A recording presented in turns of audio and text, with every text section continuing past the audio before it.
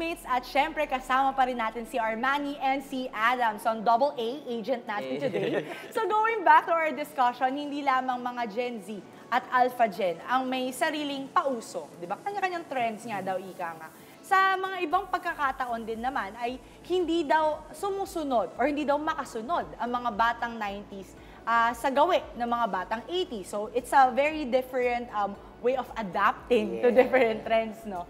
So, when it comes to stepping up and moving for change, ano nga ba ang dapat nating isaalang-alang para masiguro na ang mga gusto nating baguhin ay ating mababago talaga and mabibigyan natin ng further progress ang mga susunod na generation. So, simulan ko sa'yo, Arman. Siguro lahat ng ginagawa ay para ito sa ikabubuti ng lahat. No? Ikabubuti ng mo bilang isang individual kasi hindi naman iyan gagawin ng generation noon kung alam nila na ito ay makakasira sa'yo bilang isang tao. Magkakaiba man ng paraan, ngunit ang bottom line nito ay ang pagiging mabuting tao. Yun yung nakikita ko na kailangan anihin ng mga generations natin. So really the boundaries is being what makes a good person? No? Yes. What are the values that makes you a good person? Ano yung mga panghahawakan mo dapat with the decisions that you make? Yes. So not only for your good, but for the good of for others. the good of others. Right, Yes. right. So Adam, ikaw naman, as a generation now na you are moving further for further progress and change, ano yung tingin yung hard lines that you should not cross over para masabi nyo, ay tama pa rin tong ginagawa na? Siguro ang pinakatinitignan po kasi namin is yung karapatan natin as tao. Kasi may mga batas na po tayo na nakapresent sa atin na ito yung mga karapatan natin. And siguro dun lang rin naman umiikot yung mga vina-voice out naming mga generation na ito, dapat meron kaming ganito, ganyan, and if dapat yon i-provide. Well, syempre, iba't iba pa rin tayo naman tayo ng sitwasyon. Pero at the end of the day, kailangan natin ma-receive yung mga karapatan natin na yun. And yun siguro yung parang magiging core na tandaan natin sa pagbabago. Dapat walang naapakang karapatan ng bawat isa. Lalo na especially kapag kailangan lang talagang mabuhay. Kung nade-deprive na yung tao na yun sa mga ginagawa natin, kapag napapahamak na sila sa mga karapatan nila, I think doon na talaga kailangan i-voice out yung mga bagay-bagay. Correct. So it's drawing the line between voicing out and taking action also by demanding accountability sa mga kung ano yung ibinigay sa inyo na may or may not be actually given to you. No? So, para na lang sa closing ng ating episode, ano na lamang ang masasabi nyo namang short message para sa mga kabataan ngayon? Anong mensahe ang gusto nyo iparating sa kanila?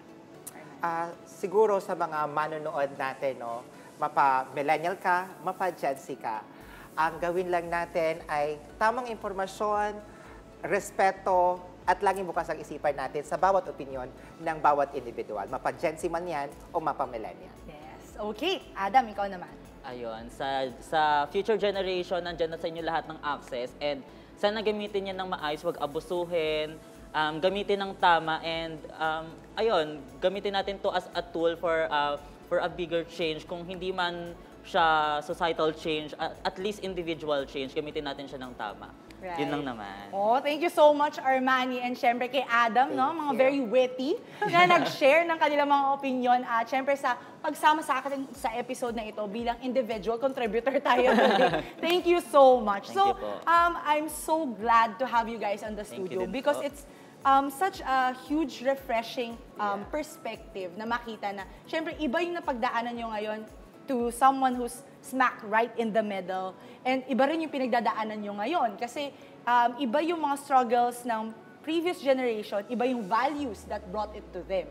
Iba rin naman yung values na nahuhubog sa inyo ngayon because of what is happening to you currently. Yes. Pero ang gusto ko lang din i-point out is, sa mga generations natin ngayon, huwag tayong ma-offend when there is something that is being called out sa ways that we are doing wrong. At the same time, let's not lose our sense of self.